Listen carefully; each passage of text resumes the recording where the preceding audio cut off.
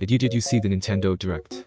Because I did, and the graphics look so clean now, following Pokémon confirmed, trainer customization, Guitar Hero, I'm so ecstatic. Sinnoh was my favorite region as a kid, so I can't wait to experience the adventure again.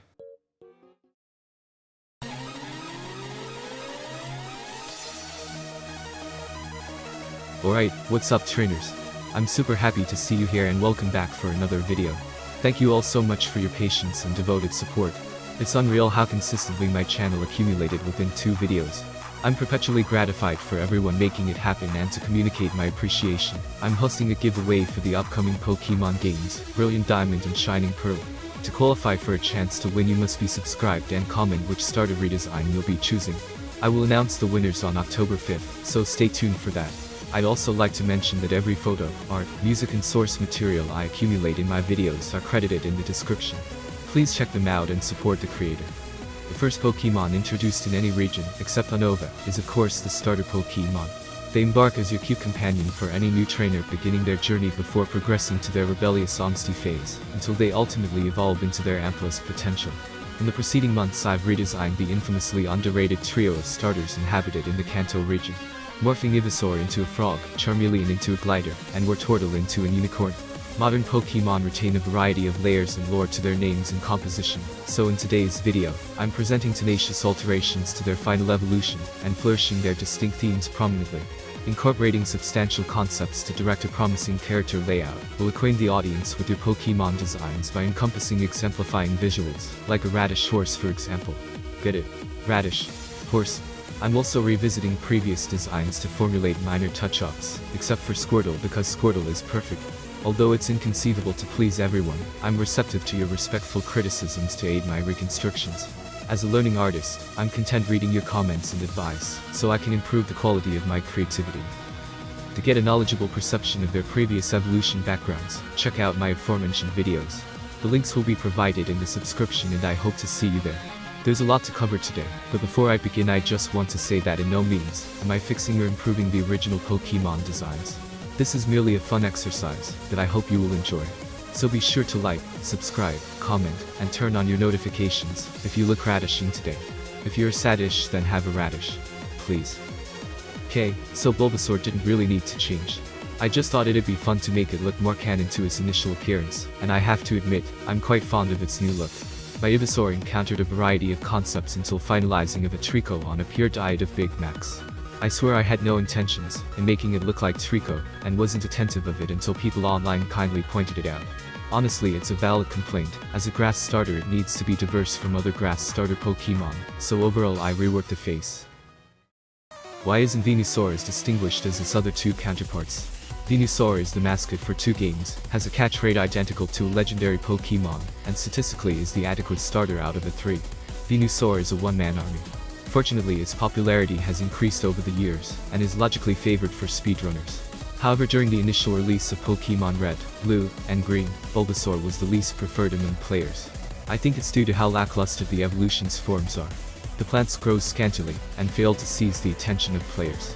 Venusaur also happens to be loathed by Ken Sugimori, the gloriously inventive mind behind a majority of Pokémon arrangements, but why? He conceded that Venusaur is a complicated design to draw, because of how time inefficient the details are. My primary inspiration is the Beelzebufo Ampinga, a behemoth species of prehistoric frogs that roamed the Earth 65 million years ago. Its name translates to armored devil toad, but other common names assigned by the conventional media include devil toad, devil frog, and the frog from hell. This monster feasted on lizards, snakes, mammals, and even small dinosaurs. As intimidating as it sounds, they merely grew up to 16 inches tall and weighed about 10 pounds, which is roughly the size of a Zoomeril. Its English name is an assortment of Ven for Venus flytrap and Saur, Greek for lizard, and its Mandarin Chinese name, Miaohu, which translates as wonderful flower frog. So with the redesign, I absolutely wanted to emphasize those terms by engineering the massive flower to a bear trap. Venusaur flower is based on a real-life plant dubbed the Rafflesia arnoldi, and also recognized as the corpse lily. This monstrous plant elicits the heftiest flowering plant on the planet. The Rafflesia flower evokes a rancid odor that smells like rotting flesh, so in my version of Venusaur, it uses the aroma to attract prey such as beetle, butterfree, raticate, and pidgey. Its flower is also capable of storing energy by catching rays of sunlight, renovating it to nutrients. Due to its sluggish agility, Venusaur will roam through the jungle to unearth an active hotspot, to bury itself in leaves, camouflaging into its environment and solely relying on its flower to captivate prey. The vines attached to his hulking body are used to stun and capture targets. An impressive natural trap, but not perfect. It still needs to compete against other species of Pokémon exploiting the same strategy such as Vileplume and Victorville. Fun fact, in Generation 5, it was impossible to trade a Venusaur on the global trading system, because the saw on Venusaur is German for swine, which is considered an offensive nickname.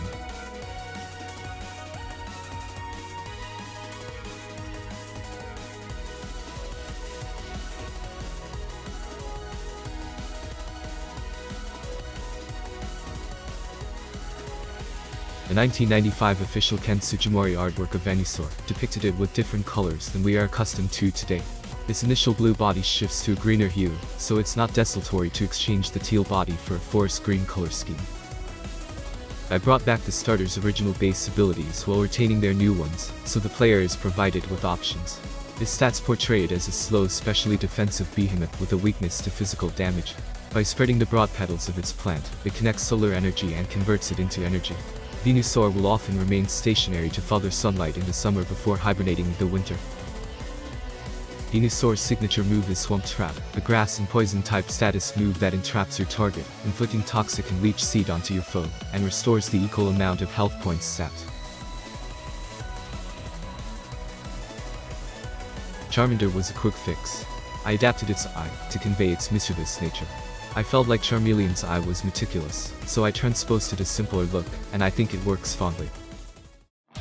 In 1996, Game Freak invented a nostalgic powerhouse embodying a ferocious fire-breathing dragon that comedically isn't even a dragon nor could fly. In Pokémon Red and Blue, Charizard was branded with ineffective wings, and was incapable of naturally learning fly. Although it was exhibited soaring through the sky in alternative media such as the Anime, Stadium, and Yellow. We can all thank Atsuko Nishida for Charizard, who I feel is incredibly underrated. She's the brilliant graphic artist behind many fan-favorite Pokémon designs, such as Mega Charizard X, Zoro, Pikachu, Eevee, and many of the popular evolutions like Umbreon and Sylveon. The Japanese audience got to view Charizard's first appearance in the anime during the opening scene. However, outside of Japan, the intro was altered to reveal Mutwo instead. Many fans knew about Charizard from the games, so it wasn't exactly a surprise, but nonetheless it was still a fundamental reveal.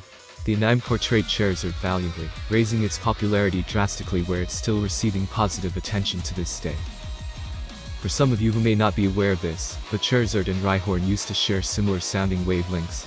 In order to distinguish between the two, Charizard featured a distinctly new cry in Generation 6.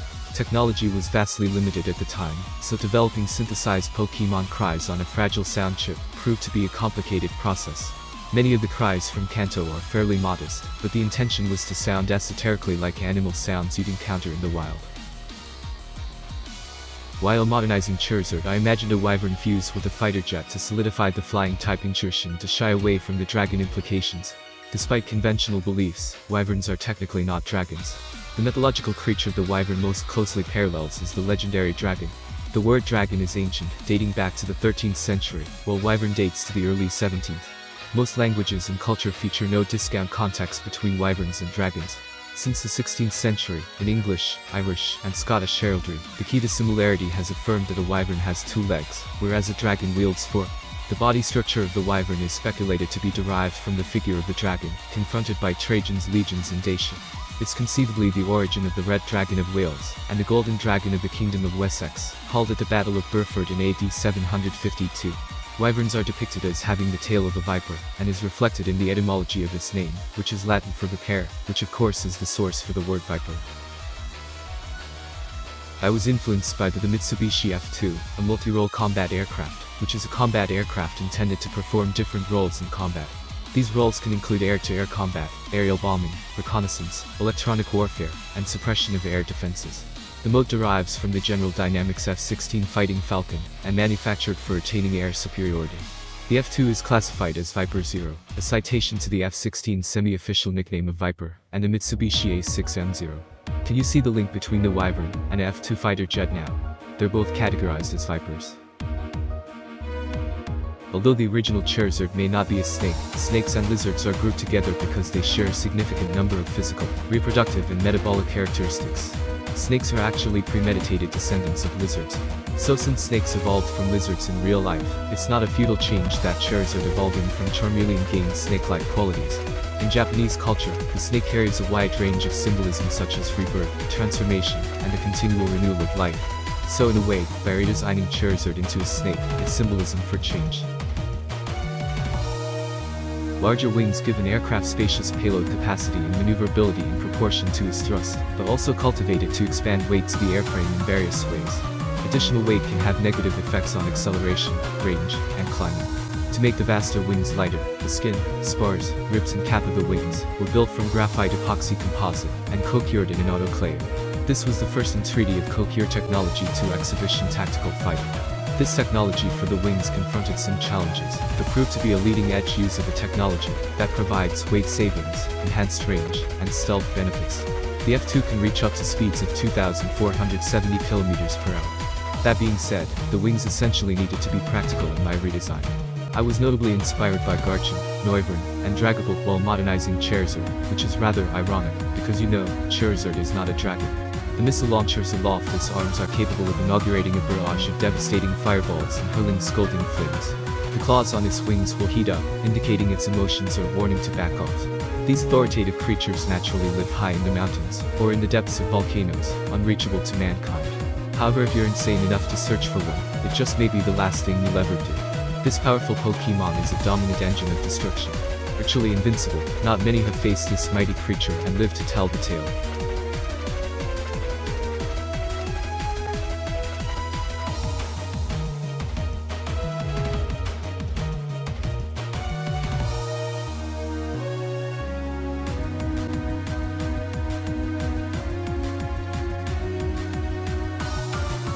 Charizard has the ability white smoke because the torrid and saturated air generated by an aircraft's engine mixes with the cool and dry air outside of the aircraft, resulting in the development of contrails. In other words, contrails are precipitation in the sky that axiomatic is white smoke.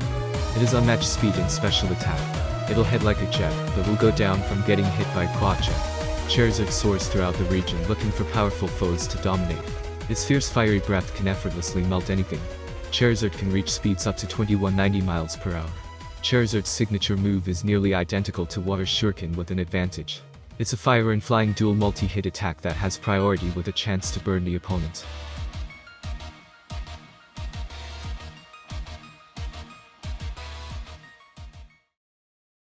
What do Charizard and Blastoise have in common? They're both designed by Atsuko Nishida, mascots for the first Pokémon games, and have a diverse amount of forms. People like to poke fun at Charizard for having too many forms, but Blastoise also underwent a lengthy of changes during its early years of development. One of earliest Pokémon concepts was Blastoise, and believe it or not, Blastoise was initially designed without cannons. Imagine if Blastoise wasn't exhibited with cannons. The red and green artwork portrayed the shell cannons retractable, whereas the current artwork illustrates the shell cannons statically.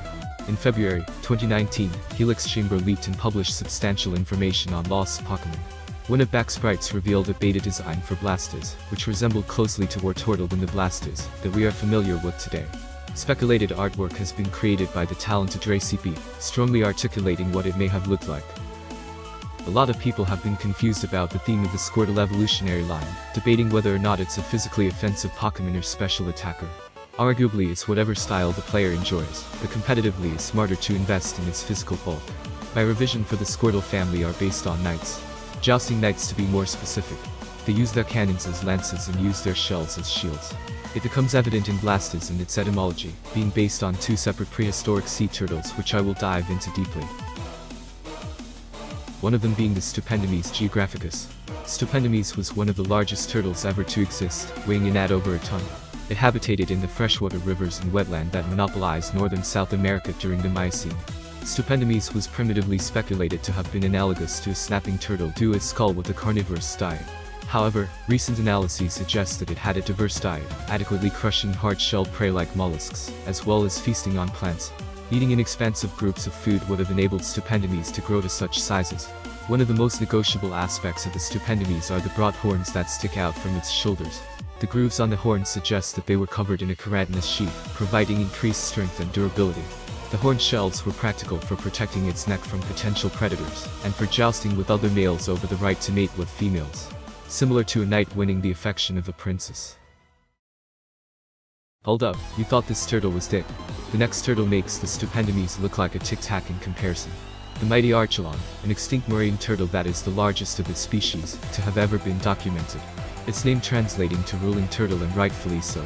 This behemoth grew up to 15 feet long, and weighed 2 tons, effortlessly dwarfing your Ford F-Series pickup truck. Despite looking identical to a leatherback sea turtle, it's categorized as an entirely different species called the Prostegidae, where the leatherback is sorted into the Dermachulidae family of sea turtles. Its shell composes a leathery carapace spread across a sophisticated skeleton structure formed by the turtle's rib bones, and bolstered by bone-like plates called floralia and euralia. The shell was perfect for its staggering size to achieve neutral buoyancy, which prevents the turtle from sinking to the bottom of the ocean from having a shell that's too heavy, and a shell that's just hefty enough to keep it from floating to the surface. Archelon could alter the amount of air in its lungs to shift its body weight, depending if it wanted to maneuver upwards or downwards in the ocean. Their massive flippers and compact arm bones implied they were powerful swimmers. At first glance it appears its speed hinders this Goliath from competing, but I have 2 words for you. Shell smash, baby. Blastoise's abilities allows it to shake off heavy damage while mocking you before turning Super Saiyan Blue. Blastoise deliberately makes itself heavy to withstand high recoil from its cannons. The shell cannons are capable of launching out like a javelin, and will burst through any barrier. Blastoise's signature move Shell Breaker is a water and steel dual type attack that uses its own weight for damage input. The hit will always result in a critical hit and bypasses protect and breaks barriers.